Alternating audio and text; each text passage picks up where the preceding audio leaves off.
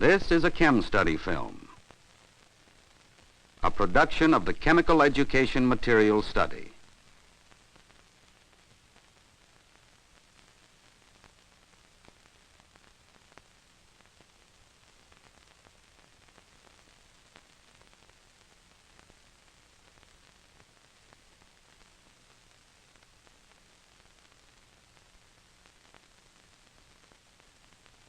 If we examine living cells under the microscope, like these plant cells, or these bacteria, or this animal tissue, we can see the movement, growth, and cell reproduction which are the result of successions of chemical reactions.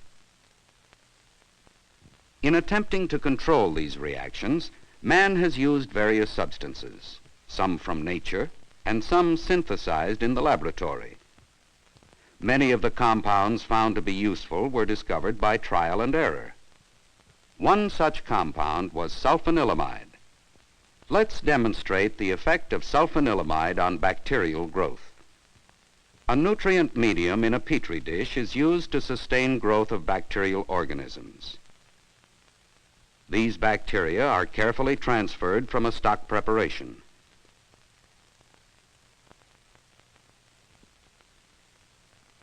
They are gathered in a wire loop and streaked onto the nutrient medium in both compartments of this dish.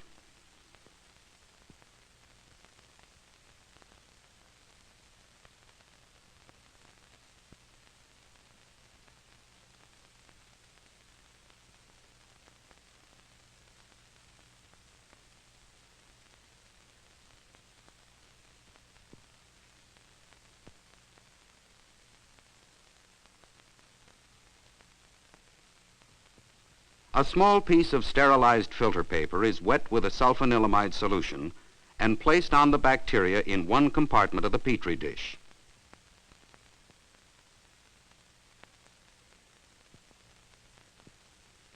The dish is placed in an incubator for 24 hours.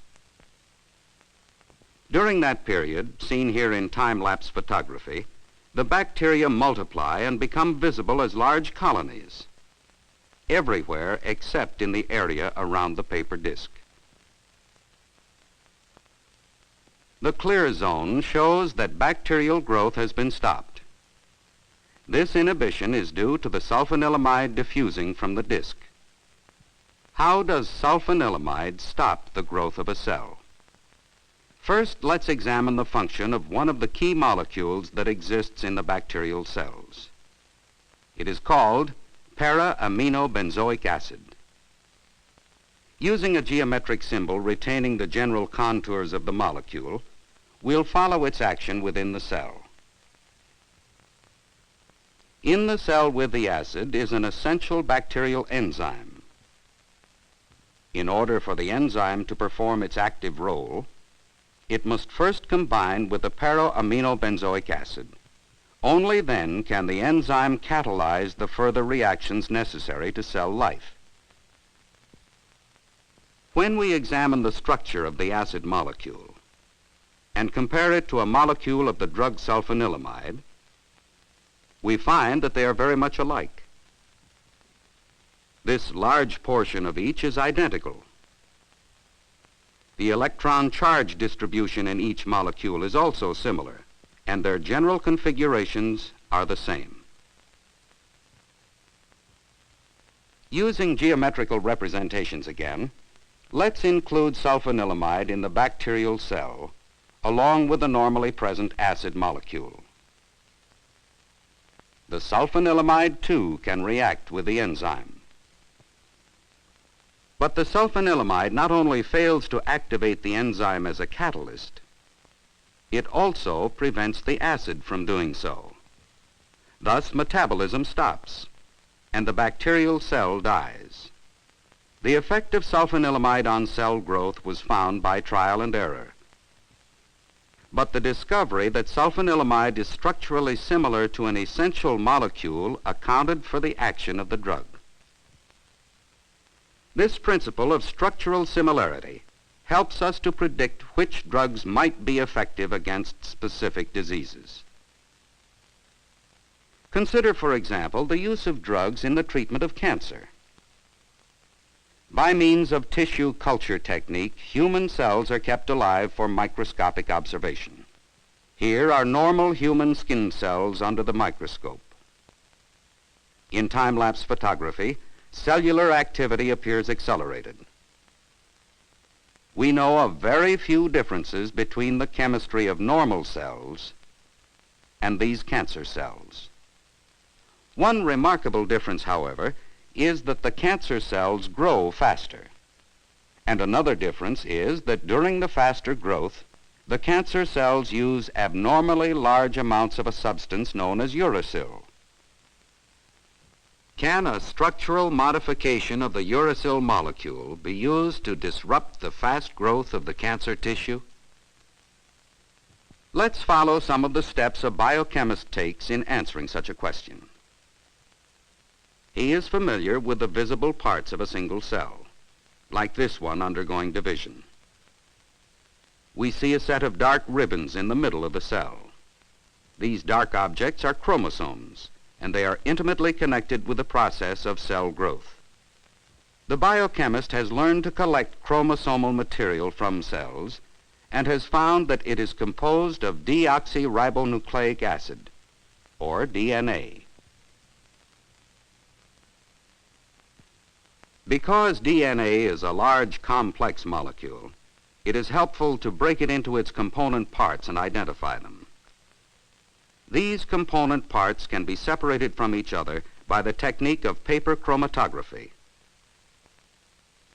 After treatment with an acid, a small drop of the chromosomal material is placed on this large piece of filter paper.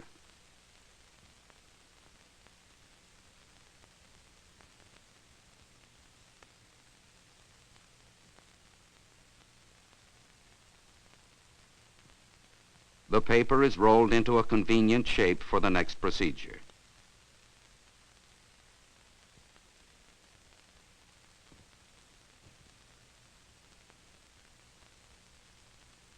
We have selected a solution in which the chromosomal material is readily soluble.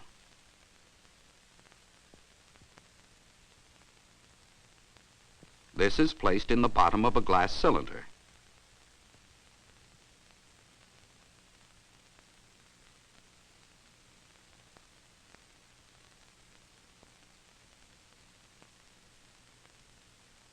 The solvent is drawn up the filter paper by capillary action. After 12 hours, the solvent front has risen this far.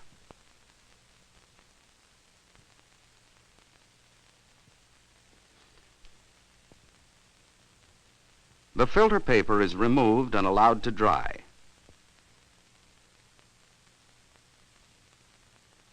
It is then rolled in the opposite direction and put back in the solvent. This change of direction of solvent flow will ensure a better separation of the molecular components. These components are not visible under ordinary light. But if we place an ultraviolet light under the dried paper, we can see that the solvent has distributed the components of the chromosomal material. The solvent front has carried the chromosomal material along and deposited the components according to their molecular size and solubility. Thus, different compounds derived from the chromosomes are separated. We'll cut out one of these marked areas and dissolve the material from the paper with another solvent. Now we can analyze the dissolved material with an infrared spectrometer. A characteristic spectrum is produced by each component separated in the chromatography procedure. The absorption spectrum produced by one of these extracts is compared with the known absorption spectrum of the chemical thymine. Apparently, chromosomes contain thymine. Similar analysis of the other components shows that each has its own characteristic spectrum. Identification shows that besides thymine, chromosomes contain adenine, guanine, and cytosine. How do our uracil molecules, which are present in large amounts in cancer cells, relate to the constituents we have extracted from the chromosomes. We know that these constituents, along with other building blocks, are necessary to make DNA molecules, which in turn have a part in forming the chromosomes. Biochemists have shown that uracil is the substance from which the thymine is formed. Without uracil, thymine will not form, preventing the synthesis of DNA, which in turn prevents formation of the chromosomes. When we examine the molecular structures of uracil and thymine, we find that there is but one position in which these structures differ. To convert uracil into thymine, a hydrogen atom here must be replaced by a methyl group such as this. Let's symbolize uracil with its hydrogen atom like this to follow its action within a cell. First, a chemical group called a sugar phosphate residue becomes attached to the uracil molecule.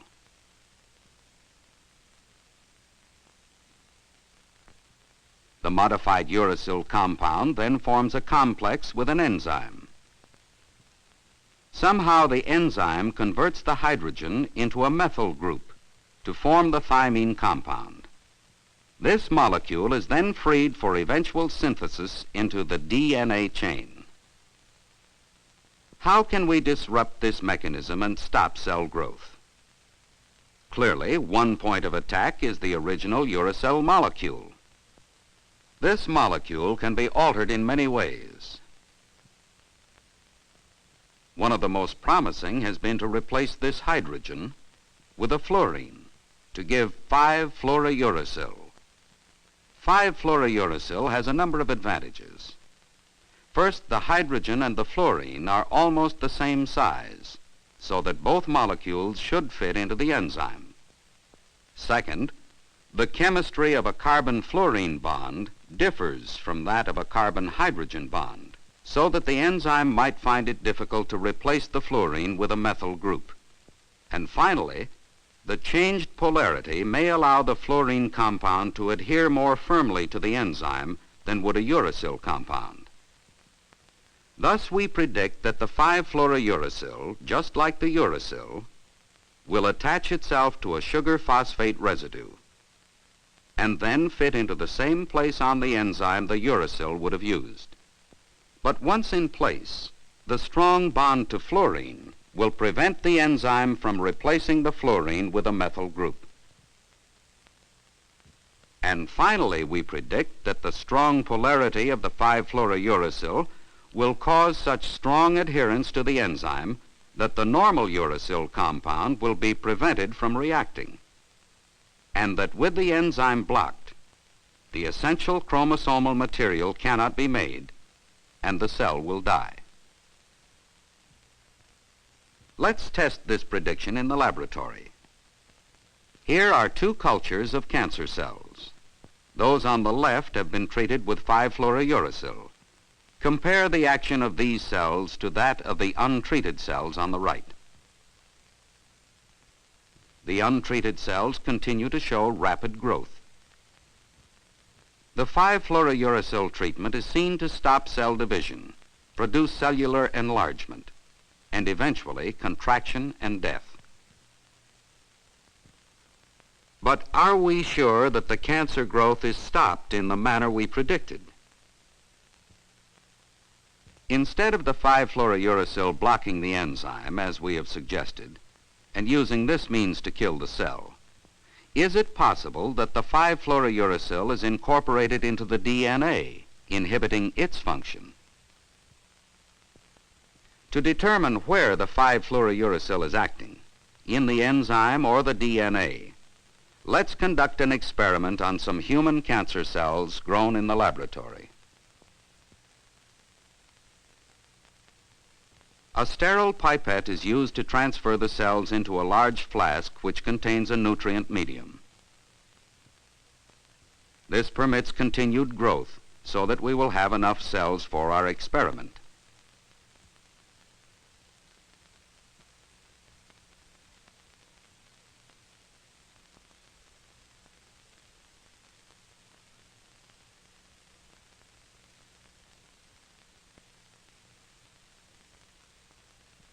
The cells are kept in suspension by a magnetic stirrer and incubated for several days.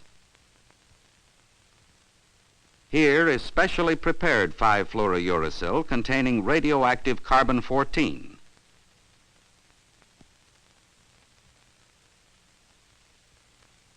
By tagging the 5-fluorouracil with these radioactive atoms, we can determine where the 5-fluorouracil goes in a human cell. We'll add a small amount of the radioactive 5-fluorouracil to the living culture. In about half an hour, these radioactive molecules will be incorporated into the cancer cells.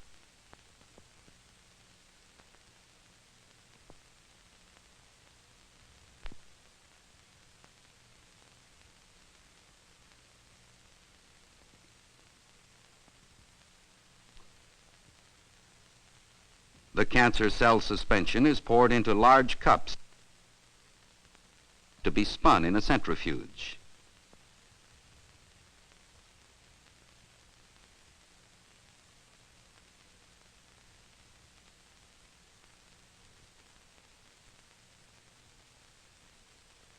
The spinning collects the suspended cancer cells into a pellet on the bottom of the cup.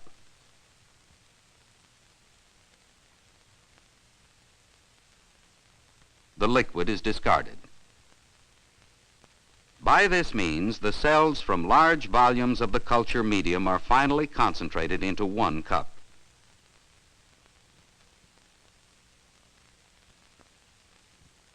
The cells are then resuspended in cold sodium chloride solution to dissolve the DNA. The low temperature retards enzyme action.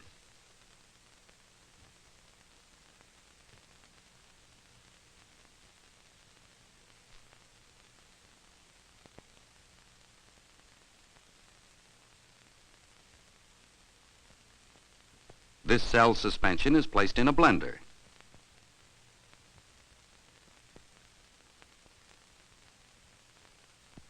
The violent action of the blender fragments the cells to facilitate dissolving DNA.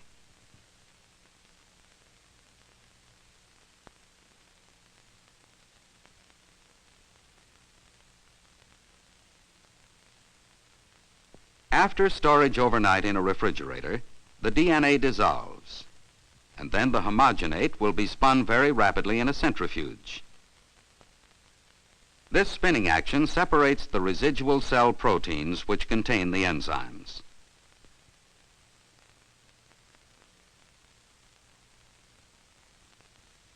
A high-speed centrifuge is required because the DNA protein is now more viscous.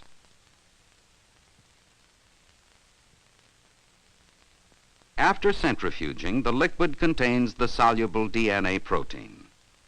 The pellet contains all the other proteins, including the enzymes in question. According to our theory, if the radioactive 5-fluorouracil acted on the enzyme, the radioactivity should be found in the pellet. If, however, the 5-fluorouracil acted on the DNA, the radioactivity should be detected in the liquid. The next step is to concentrate the DNA.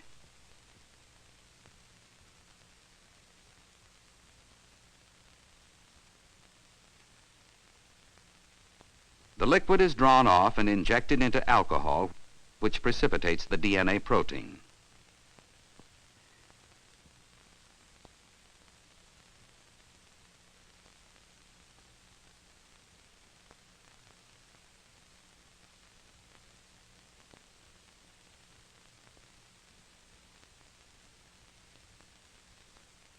These threads of DNA material can be readily collected on a glass stirring rod. A sample of the DNA fraction is removed for measurement of its radioactive content.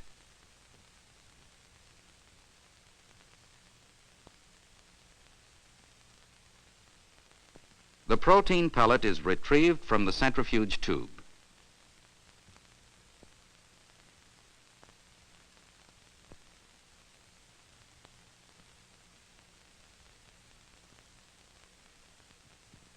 The meter shows that there is no radioactivity in the chromosomal material.